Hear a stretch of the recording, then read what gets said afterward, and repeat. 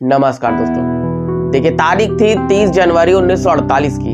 गांधी जी ने सरदार वल्लभ भाई पटेल को बातचीत करने के लिए बुलाए थे, वो भी 4 बजे। और सरदार पटेल 4 बजे अपनी बेटी के साथ बिरला हाउस में पहुंच जाते हैं। जैसे ही बातचीत स्टार्ट होती है तो थोड़ी देर बाद रोज की तरह प्रार्थना सभा का आयोजन हो रहा था। और आपको बता दें कि गांधी जी जब भी दिल्ली में रहते थे तो इस प्रार्थना सभा में जाना नहीं भूलते थे। गांधी जी और सरदार पटेल के बीच में बातचीत होते होते 5 बज चुके थे और अचानक से गांधी जी की नजर 5:15 की घड़ी पर पड़ती है। तब बापू को याद आता है कि प्रार्थना सभा में भी जाना है। जल्दी जल्दी गांधी जी ने बैठक समाप्त करके प्रार्थना स्थल में जाने की योजना बनाई। गांधी जी मनु और आभा के कंधों पे हाथ रख के प्रार्थना स्थल की तरफ चल पड़े। वहीं नाथूराम गोडसे भी अपनी फुल प्लानिंग के साथ हाथ में बंदूक लिए प्रार्थना सभा में शामिल हो गए थे। उस बिरला हाउस में पहुंच चुके थे। गोडसे ने अपनी बंदूक बहुत ही चालाकी से छिपाकर भवन में लेकर आ चुके थे और यहाँ तक कि सिक्योरिटी को भी पता नहीं चला। जैसे ही गांधी जी आते हैं, अचानक से गोडसे उनके सामने आ जाते हैं और बापू को प्रणाम करते हैं, झुककर उनके पैर छूते हैं। और गांधी जी के साथ चल रही मनु ने गोडसे से कहा कि भैया साइड हट जाओ, बापू को देर हो रही है। तभी गोडसे ने मनु को धक्का दिया और अपनी पिस्तौल तान ली।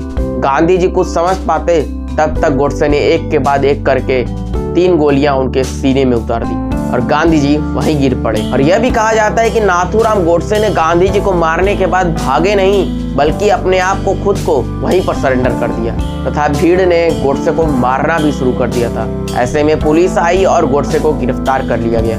कुछ ही देर बाद गांधी जी की मौत की खबर पूरे देश में फैल गई थी। गांधी जी को तुरंत उनके कमरे में ले जाया गया, लेकिन बहुत ही देर हो चुकी थी क्योंकि वहां जाते जाते गांधी जी ने अपने प्राण त्याग दिए थे। फिर कुछ देर बाद जवाहरलाल नेहरू और वल्लभ भाई पटेल वहां पर उपस्थित हो जाते। आपको बता दें कि गांधी जी के शरीर को वहीं बिरला हाउस में ढक कर रखा गया था और तभी उनके छोटे बेटे देवदास गांधी वहां पर पहुंचते हैं और गांधी जी के ऊपर उस रखे कपड़े को हटा देते हैं और बोलते हैं कि अहिंसा के पुजारी के साथ हुई हिंसा को पूरी दुनिया देखेगी, पूरा देश देखेगा। और तभी कुछ देर बाद वहां माउंटबेटन उपस्थित हो जाते हैं और गांधी जी के शरीर को देखकर सैल्यूट करते हैं। तभी वहां एक व्यक्ति बहुत ही जोर से चिल्लाता है और बोलता है कि गांधी जी की हत्या एक मुसलमान ने किया है, गांधी जी को एक मुस्लिम ने मारा है। तभी उस दिन दिल्ली के पुलिस स्टेशन में गांधी जी की मौत की FIR दर्ज होती है। FIR की कॉपी उर्दू में लिखी गई थी। इस कॉपी में पूरी वारदात के बारे में लिखा गया था।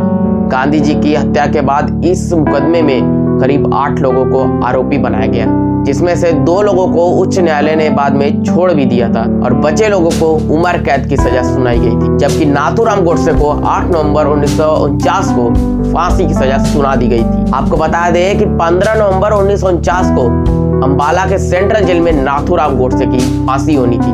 और नाथूराम गोडसे अपने हाथों में एक हाथ में गीता और एक हाथ में भारत का नक्शा लिए फांसी के तख्ते की ओर चल पड़ते हैं। फांसी के तख्ते पर पहुंचते ही जल्लाद ने उनके गले में फांसी का फंदा डाल दिया और नाथूराम गोडसे जोर से एक नारा लगाते हैं, नमस्ते सदा वस्तले। और फिर जल्लाद ने लीवर खींच दिया। बात करते हैं कि आखिर नाथूराम गोडसे ने गांधी जी को क्यों मारा था।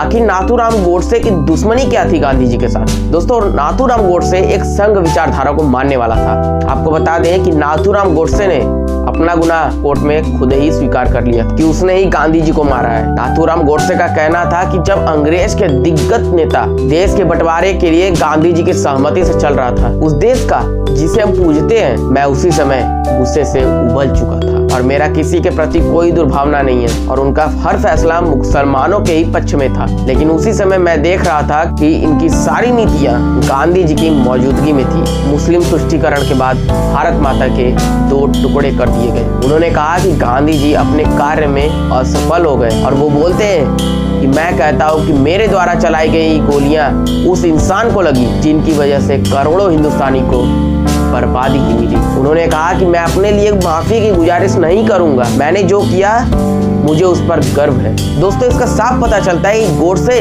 गांधी जी को ही भारत के बंटवारे का दोषी मानता था। अतः गोडसे गांधी जी को ही भारत और पाकिस्तान के बंटवारे का जिम्मेदार मानता था और वो बोलता है कि इस बंटवारे के बाद हिंदू और मुसलमान कट्टर दुश्मन बन गए। तो दोस्तों, इसी के साथ ये सेशन समाप्त होता है। आपको किस टॉपिक पर वीडियो चाहिए वो कमेंट बॉक्स में जरूर से बताइएगा और ज्यादा से ज्यादा शेयर कीजिए अपने दोस्तों के साथ।